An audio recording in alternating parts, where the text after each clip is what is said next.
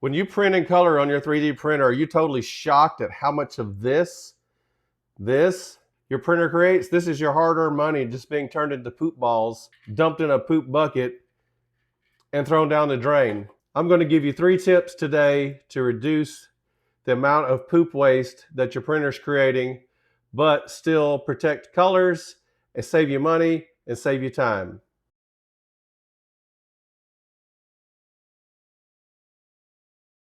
If you're new to 3D printing in color, this can be quite shocking. This piece right here, which you can see, it takes very little filament, generated that big wad of poop. Of course, it is a little bit exaggerated because it's not hard balls, it's just strings of filament. So quick theory on how the printer works: when it's printing black and stops, it cuts the filament off in the print head, but it can't cut it off all the way down the nozzle. There's melted filament in the nozzle, so it has to leave it there, retract the black, then it pushes the brown into the nozzle, and then it has to push out a certain amount to push the black filament out until it gets pure brown filament. That way you don't have colors mixing or print the wrong color in the wrong area. And there are settings in the slicer software and on the printer that can reduce the amount of this, not print so much waste filament, not create such a large purge tower. When you're running in color, you'll see the slicer automatically generates a purge tower. So that's one other thing the printer does, is print into the purge tower to make sure your colors don't bleed. But the stock settings on your 3D printer are typically very conservative and waste a lot of filament. So let's get into the steps to reduce the amount of filament that it wastes and the time it takes to purge the filament. Okay, first let's attack the sheer volume of filament the printer forces through the nozzle during a color swap. What we're going to do is go into anycubic slicer next. We're looking at the flushing volumes right here. By default, this is 1, so let's not do anything else. I've already sliced the plate, so we'll look at the preview. So this is the amount of filament that's flushed total out of both colors, 23.53 grams, and the purge tower back there has 3.73 grams. So let's see what we can do to change that. So the first thing we're going to do is go back to prepare, go back to flushing volumes. We're going to reduce this. I think 0.7 will work. It may not. We may get color bleeding. If you're going from brown to black, the number is 189. I don't know what that value actually indicates other than some kind of volume of filament, but it's, I guess, how much black is pushing out the brown. If it's too low, you'll get color bleeding, which I'm not sure how it would show up with black and brown, but I know like red and white, you would get the filament turning pink, or the printed object turning pink. But we're going to go to 0.7. I'm just going to hit the tab key to make it take effect. So look right here. There we go.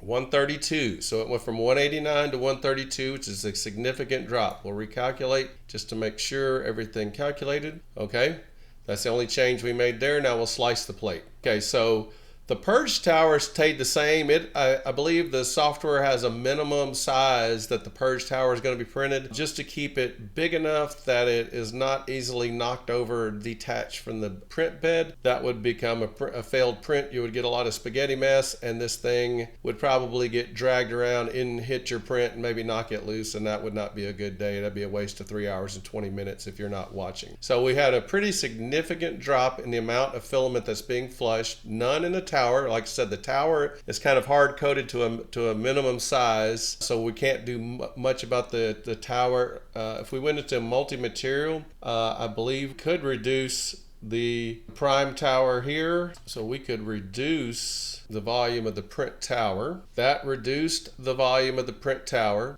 Again, the danger here is we reduce it too far and we start to get color bleeding. But as you can see now, we're down to 16.45 grams of flushed and 2.75 grams in the tower. We could make the tower a little bit smaller. Let's slice again. So that didn't really do anything. I think the tower has a minimum size that the slicer is going to let it be, because it would become easily knocked over or detached from the print bed. Then you've wasted over 3 hours if you're not watching the printer, and you come back to a huge mess. I don't think we'll go lower than that because we do want it to prime. This is something that you could spend a lot of time with, getting exact calibrations of what will work and not cause the filament colors to bleed. All right, one other setting that we can do in here, make sure, yep, they were at 0.7, is we can go into multi-material, flush into objects infill. This probably is not a great example because this object is so thin, there's not a lot of infill.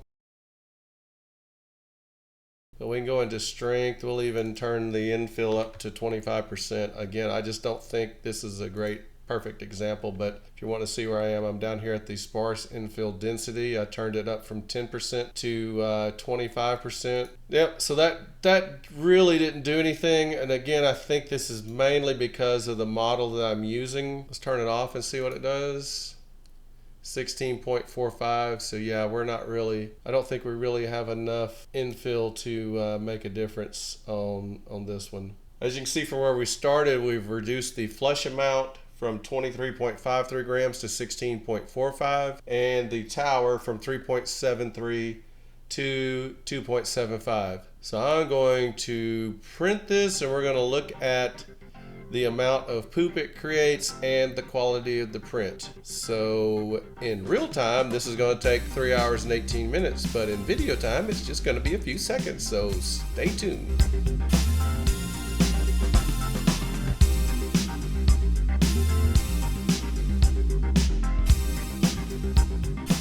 Okay, now that it's done, how did we do? So I weighed the poop before and after each print, and I came up with 22 grams of poop with the original settings and 18 grams of poop with the revised settings, so about 4 grams. But I believe I did the first test when I weighed the poop actually with the purge volume at 0.85, not 1, so the savings would have been greater. But I plugged those numbers into ChatGPT, come up with 8.9 cents saved on the flush volume and about 1.7 cents saved on the purge tower, for a total of 10.6 cents saved on this one coaster. That's based on PLA, $18 a roll. You could probably get a lot cheaper than that, but that's just what I based it on. Speaking of which, where are you buying filament? Do you have any deals? I tend to buy anycubic filament from the eBay store because they typically have buy 3, get 2, buy 5, get 2, and they ship it pretty quick, and it's really good filament. So what brands are you using? Saving 11 cents on this single small coaster might not sound like a lot at first, but remember, this print only takes 40 grams of filament. If you print a set of 4 coasters, you'd save about 44 cents. And importantly, if you apply these same tweaks to a large, complex, multicolor model that has literally